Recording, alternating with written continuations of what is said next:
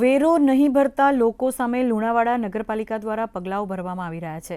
વારંવારની notice અને રજૂઆતો છતાં કમર્શિયલ હાઉસ ટેક્સ ન ભરનારા મિલકત ધારકો સામે પાલિકાએ કડક હાથે કામ લેવાનું શરૂ કર્યું છે અને 2 દિવસમાં વેરો બાકી હોય તેવી 7 મિલકતો સીલ કરવામાં આવી છે।